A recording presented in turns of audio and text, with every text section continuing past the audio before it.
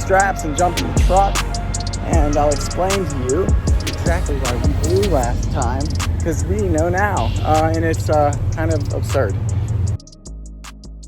It's gonna be a good day. We're about to drive it. Fill it up with oil, check a few more things, take it off the jack stands for the first time in a while, because it's just been sitting here. And let's drive it up and down the road. Once we know everything checks out there, we will go get the trailer, fix everything on it, throw this car on the trailer, and get ready for our dyno appointment at DBW. We're literally on the last little things, like doing a service on this air filter real quick. We'll let that dry, and then I have some VR1. We can go ahead and throw in the motor while we're waiting for that, and then we will lower it down after the air filter's on it, because honestly, you cannot get to it unless you're under the car. Start with a quick wipe down. I mean, look how dirty that got. This used to be bright red, and this was just a few events. Look at that. That'd be in your motor after like 5 events. It's just rubber. Look at that. Oh, geez. Wow. The filter instantly changed color, went a little lighter. I mean, disgusting. Old piece of gasket. Otherwise, this looks really, really clean.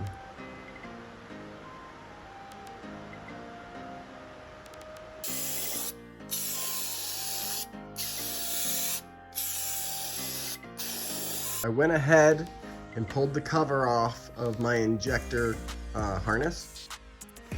What we need to do is, while the car is running, now of course ECU is on, so there is some power, but the battery's sitting at like 12.3, 12.2. But what we need to do when the car is running, and then I'll tape this up as well, but we just need to check to make sure that we see voltage that matches the alternator at the injectors.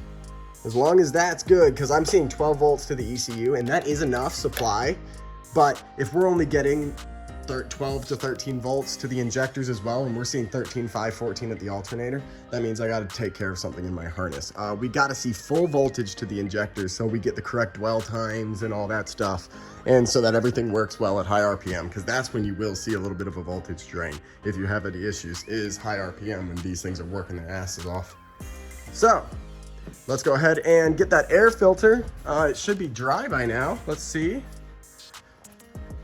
Yeah, it's looking mostly dry. Yeah, wow. Cool. Looks almost new. We will throw that back together and climb under the car.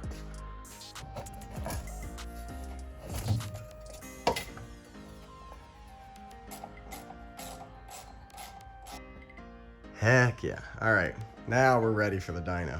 All right. Come on, baby. Let's have fun today. We got the computer hooked up right there. We are ready to check the voltage to the injectors. I checked the oil. We were just a hair over full. So if that causes us any problems in the future, I'll drain it down just a little. It's at Motorsport full, which y'all all like to do, but since I'm a bottom mount turbo, I do regular full. And I have the baffle in the oil pan, so it's not like I need to really worry about that.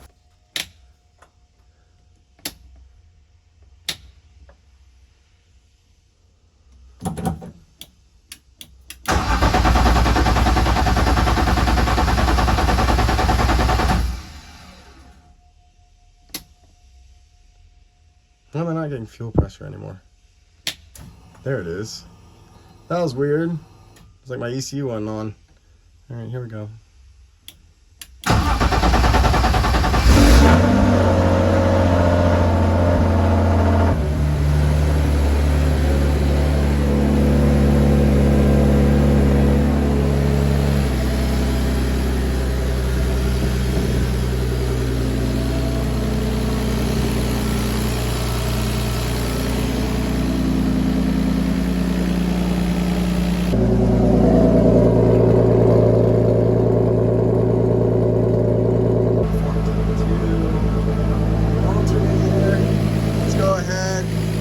Check our voltage here while it's warming up.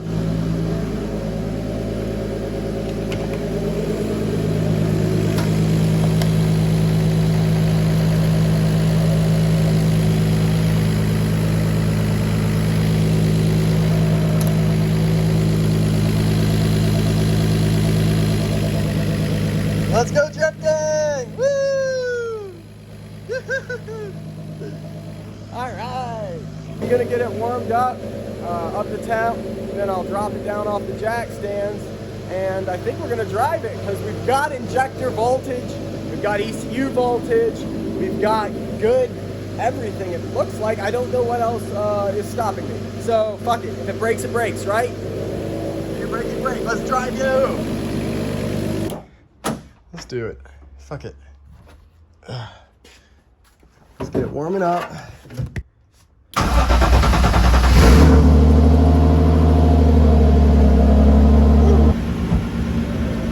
Let's do a little 0.5.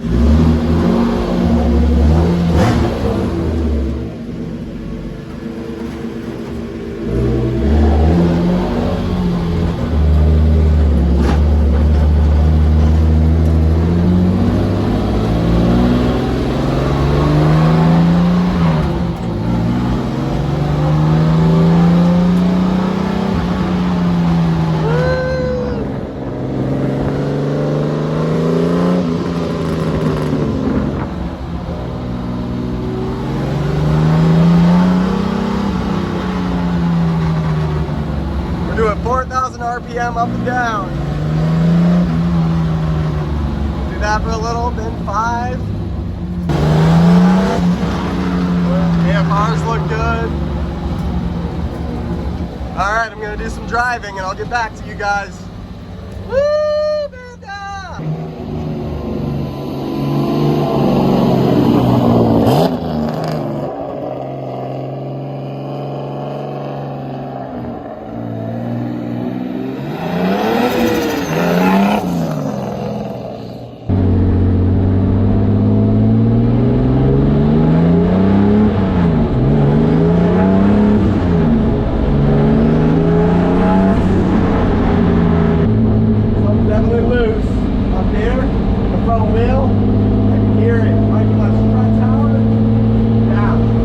Seems to be okay so far. In fact, let's hop out and check it real quick, and then we'll keep going.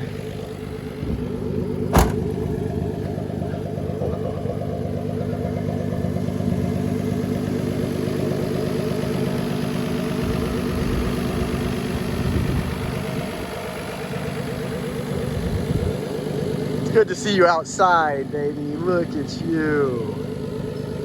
All right.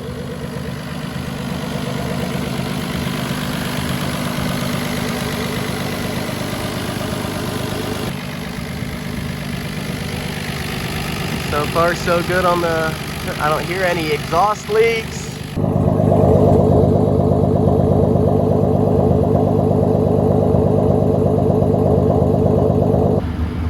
Good energy.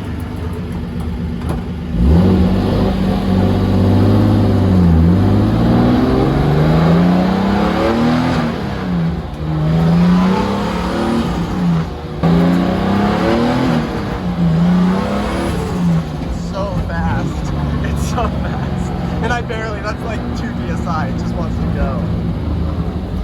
All right, let's go shut it down and turn off the log.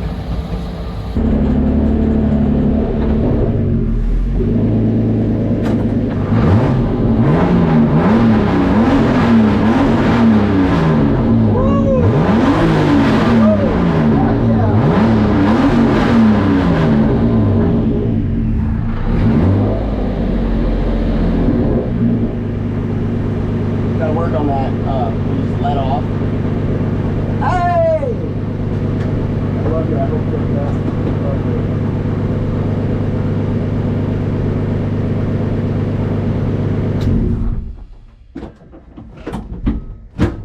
you. Complete success. I mean, wow, Andrew.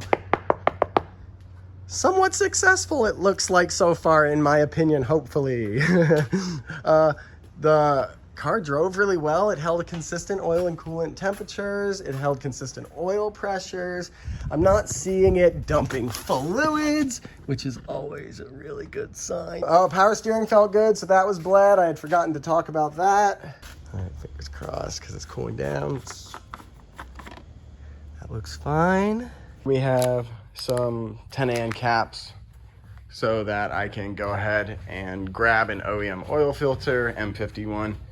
We'll cap off these lines here, and then I'll just take this cap off and just run an OEM one for the time being. We'll zip tie them up over here or something for the dyno, and we'll just get full heat to the motor.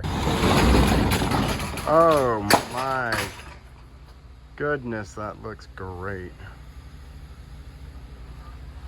New, cleaned up and lit up shop, and then we hung all of our banners. Let's walk around. Ooh. Oh, thank goodness. Good morning. We're going to the dyno.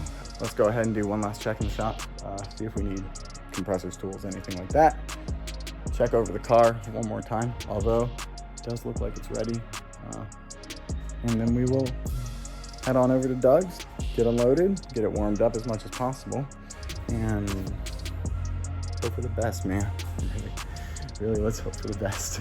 Okay, in the car.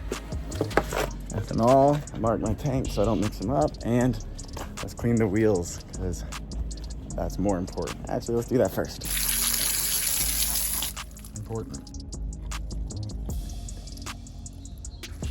Came out to about E78, just a little over E75.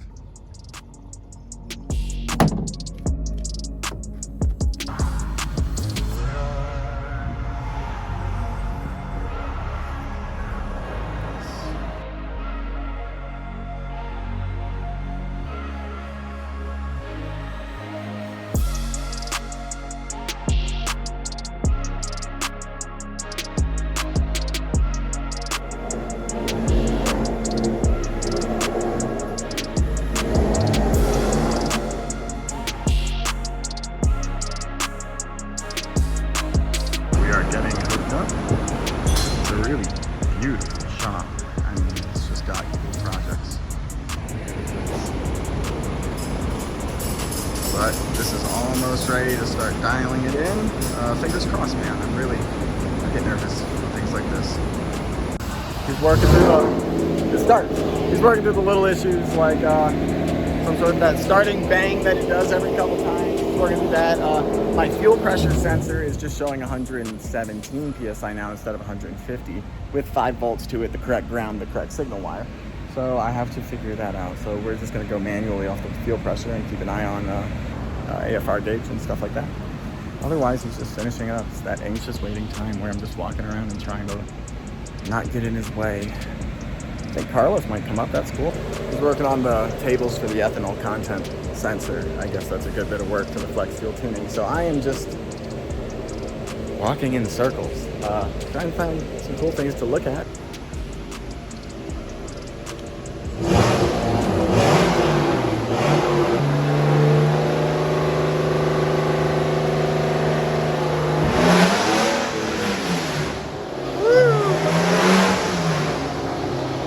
Ethanol measured out to E79 on the sensor, so I was like, I guessed one off. Looks like we're about to get started with some 5,000 RPM pulls.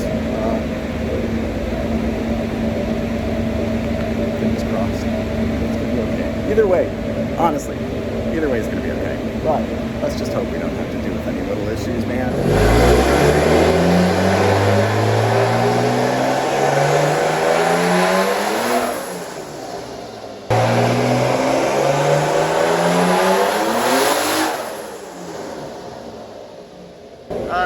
Let's do some more pulls. Ah!